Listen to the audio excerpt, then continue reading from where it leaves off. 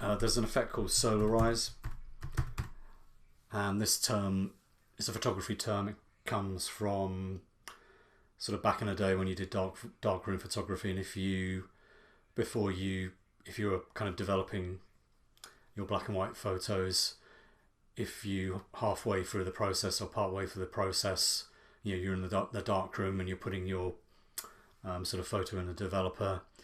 If you sort of turn on the lights part way through the process, it creates these kind of weird.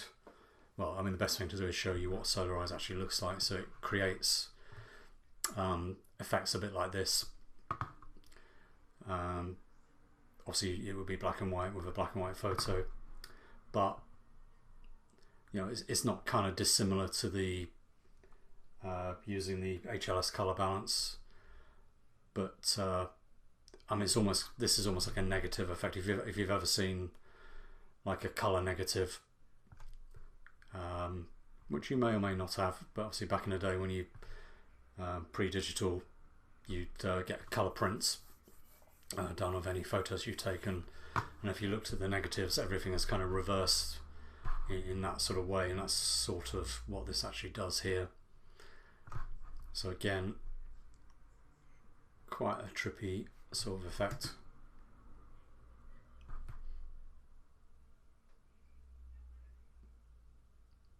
But potentially useful for certain things. There are a couple of other solarize effects, solarize in and solarize out. These are almost sort of transitions, but you can do some quite interesting tweaks with them. So if I bring solarize in, and you'll notice it kind of starts with the effect, and then it sort of bleeds into your normal sort of color. So you can use it maybe as a transition from one location to another, that kind of thing. But what is interesting is if we have a look over here,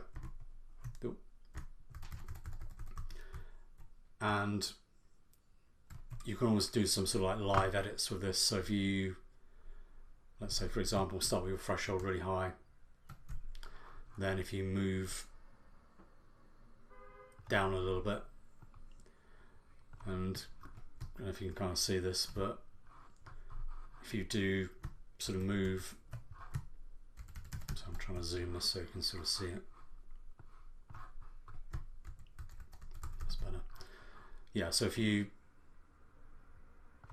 move your threshold as you go along, then you can get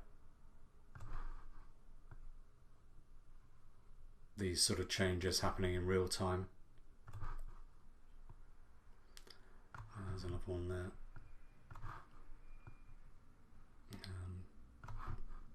That's gone a bit too normal.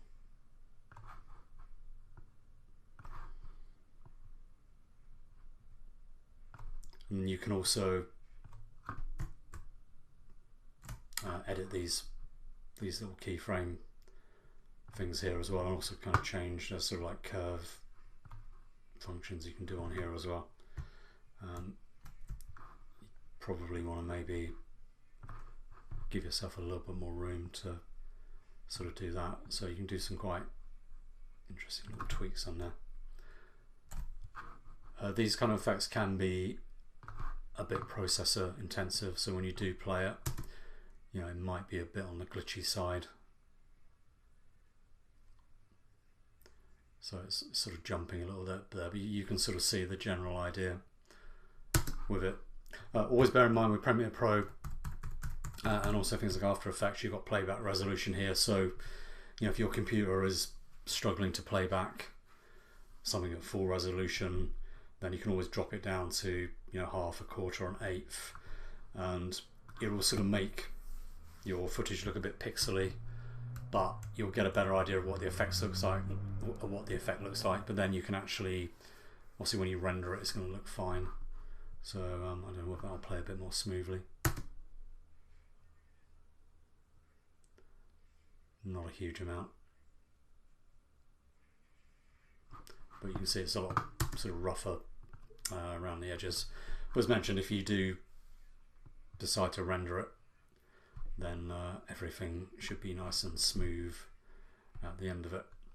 Okay, so there's sort of free. I mean, also there's a solarize out function here, so you can actually, I've not actually used this one before, but I imagine it does the exact opposite. So when you get to the end of the clip, it probably just sort of bleaches it out at the end.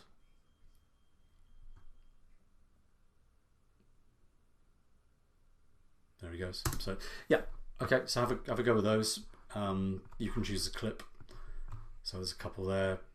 Color Hype Tutorial 2, Color Hype Tutorial 1. So have a go with those, okay?